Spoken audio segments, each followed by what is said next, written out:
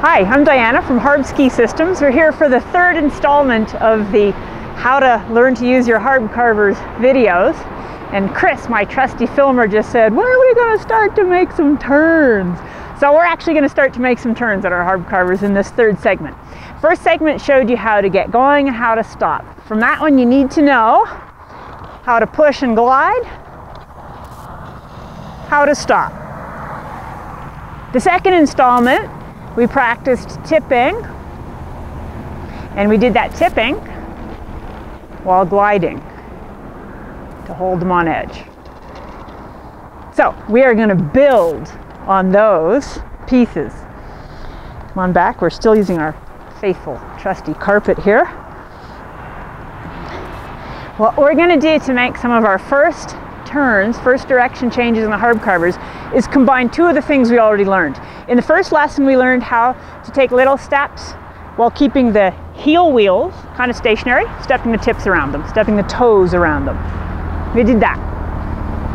The second lesson, we did tipping to the little toe edge. Now we're going to see if we can tip and take that little step and then come together. Tip to the little toe edge, step the front wheels apart, match.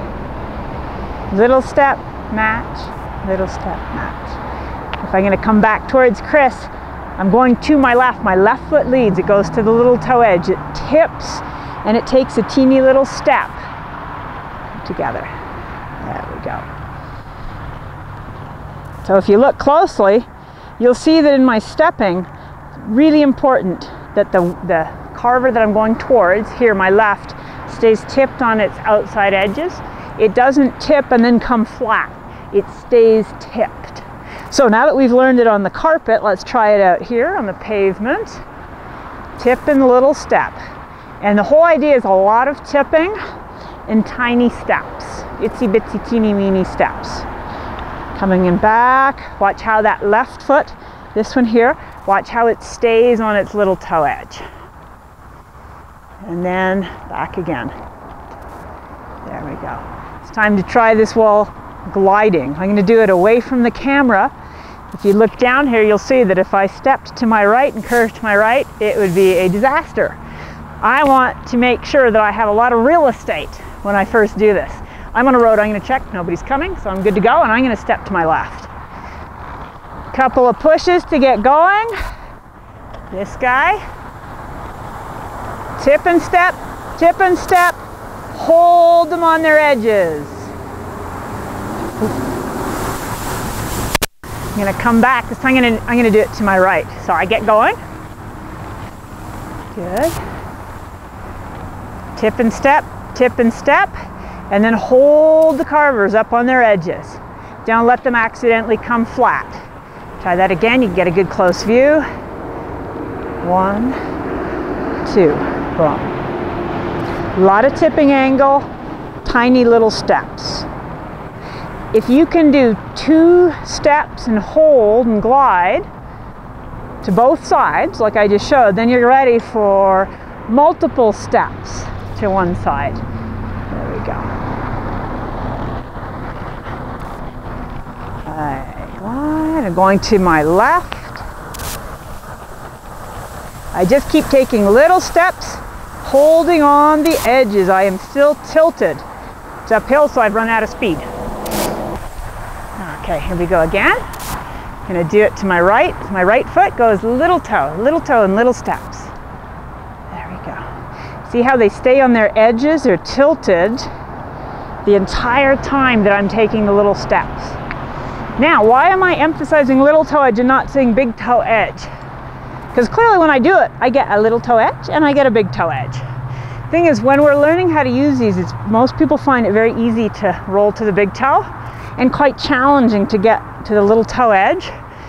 If we tip to the little toe and then put just the slightest emphasis on big toe, we get there.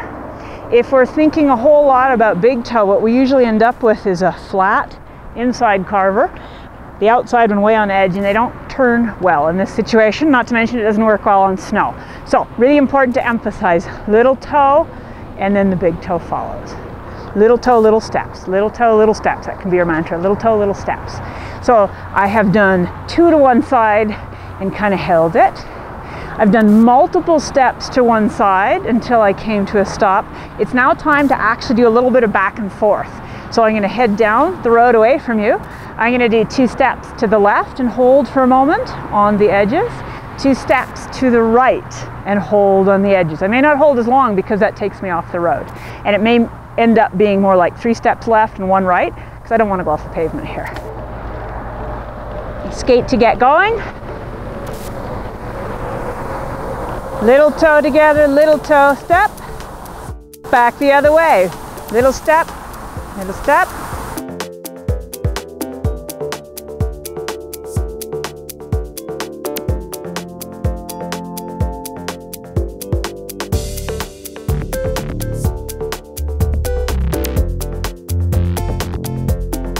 Gonna go to my right. Right foot tips to the little toe, 2 little steps. Back to the left, 2 little steps. Back to the right, little steps. Each one is tipped on edge. Each little step opens the toes ever so slightly and then comes back to parallel. Tipping, little divergence and back to parallel. Watch me do that again. Get a little more speed.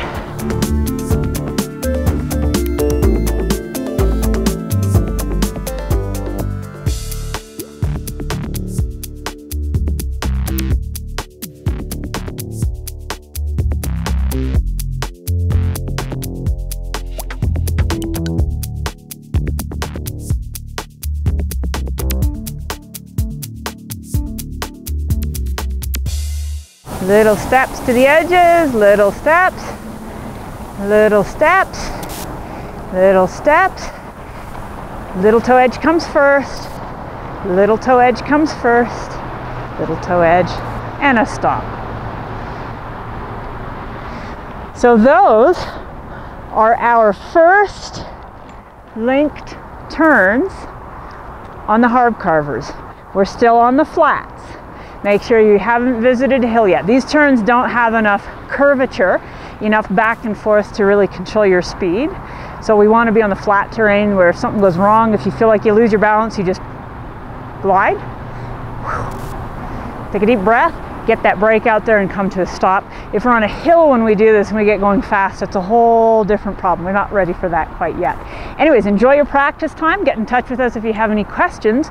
But by now you are for sure making turns on your Harb Carvers and you're definitely practicing some movements that are going to help in your skiing. Thanks for watching.